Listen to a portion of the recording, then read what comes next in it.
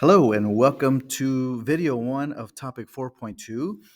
Topic 4.2 starts our exploration of motion and how we can use calculus to describe different aspects of a moving object.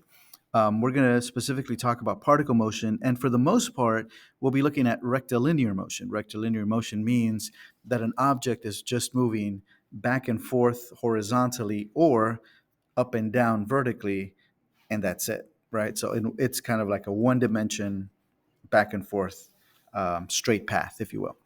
But there's some ideas that you should know as we get started. And there's the three big ideas, and they're all connected. And I'm going to start here by writing them in a very specific order. We need to know what position is. We need to know what velocity is. And we need to know what acceleration is. So the position of a particle tells me where, or the location of the particle on a given axis. So if it's moving back and forth, then we're kind of treating that as an x-axis, and the position tells me where it is on the x-axis. If the particle is moving vertically, well, then think of it as a y-axis, and the position function tells me where it is on the y-axis, right? The location, the where, if you will. And so position normally is given as S of t. But we also want to study how a particle is changing, right? So the whole idea behind calculus is we're trying to see the change in position. And the change in position is described by velocity. Be careful, velocity tells us how fast something is moving, but it also tells us the direction that the particle is moving. So velocity gives us two pieces of information. It's a vector, so it gives us a quantity, how fast, and it gives me a direction. And again, if we're talking about rectilinear motion, there's only two directions, left and right, or up and down. But one of the big connections we need to make sure we know is that the velocity is the derivative of position. So if I have a position function equation, when I take the derivative of that, I'm going to get velocity. And then finally, we have acceleration. Now, acceleration is the change in velocity, the rate of change of velocity. We usually denote it as a of t. And a of t, or the acceleration, I kind of think of it as a push, right? So I could be moving to the right, and then I apply a push, and it's going to make it go a little bit faster. So acceleration is the rate of change of velocity, so therefore it's the derivative of velocity. But since velocity is the derivative of position, that means acceleration is the second derivative of position. And so we have these relationships that we need to know. We need to remember the relationships between position, velocity, and acceleration. PVA. They go in that order. Take the derivative, you get down to the next level, velocity. Take the derivative, we get down to the next level, which is acceleration. Couple of things to remember. Speed and velocity are not the same. Velocity gives us a speed with the number, but it also gives us direction. Speed is just how fast, right? It's just telling us how fast is something moving without direction.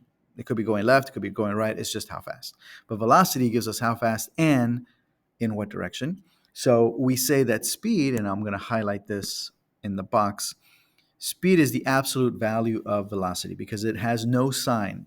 Speed is always positive. It can never be negative. So because it is only positive, it only tells us how fast. It doesn't really give us a direction.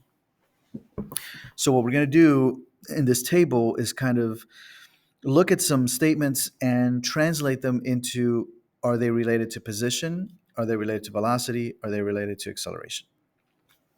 So first statement, a bug could be walking on a wire, right? Back and forth, a bug, a little ant, let's say, moving on a wire back and forth.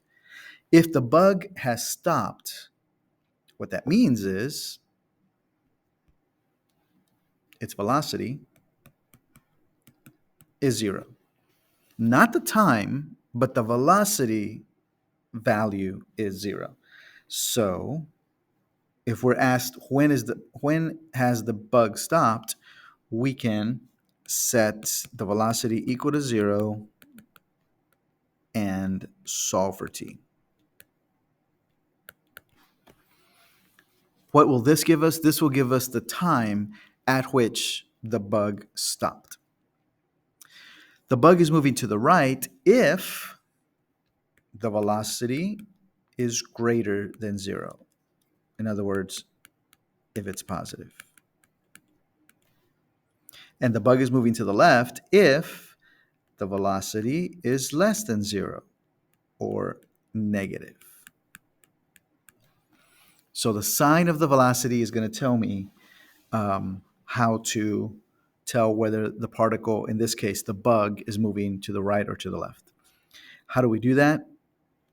Well, we set the velocity equal to 0, and we're going to use what's called a sign chart. And we're going to see an example of that in subsequent videos here. And the same thing here. On both of these, set the velocity equal to 0, find the times where the velocity is equal to 0, because that means at that point it stopped. And then we're going to use a sign chart or a graph to figure that out.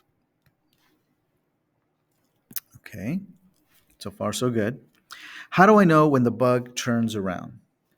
Well, I know the bug turns around. If it was going to the right, the velocity was positive, and then it turns around, it's going to the left, the velocity is negative. So whenever the velocity changes signs, I know that the velocity turned around. How do we figure that out? Well, we set the velocity equal to 0, find those times where the velocity is equal to 0. We use a sign chart, which again, we're going to do in one of the videos coming up, or we can use a graph.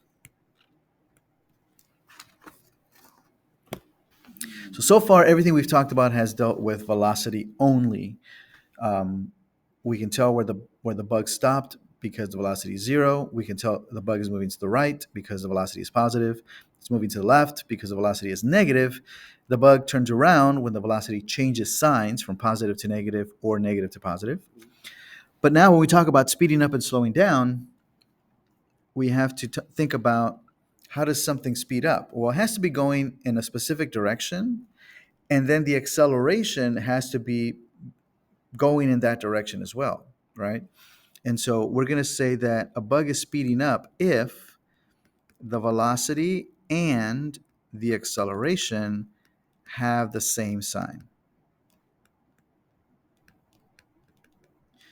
I asked you to think about acceleration as being the push, right? So if I'm already moving to the right and I give a push towards the right direction, then it's going to make it go faster. Or if I'm going to the left and I give a push towards the left, then it's going to make it go faster. So if my velocity is negative because it's moving to the left, and my acceleration is negative because it's giving a push to the left, well, then they're going to speed up the particle. But if they're working against each other and they have different signs, then I know have different signs. I know that they're going to slow each other. It's going to slow the particle down, or in this case, the bug. So it has to do with the sign of the velocity and the acceleration. So I have to check both. I can't just say, oh, the velocity is positive, so it's going to speed up. Well, no, the velocity is positive means it's moving to the right. If the acceleration is also positive, then they're working in conjunction to speed up the bug. So we're going to have to check to see if V and T have to check. How about this? Have to check let's write it this way. Let's just check the signs of V of T and A of T. How about that? We're going to have to check both velocity and acceleration whenever we're talking about speeding up or slowing down. If you remember these things, it'll help you once you read the problem. It'll help you remember, what exactly do I need? Do I need the velocity formula, the acceleration formula, the position formula? What do I need? in the subsequent video, in the next video, I'll talk about another phrase that you might see that will come in handy.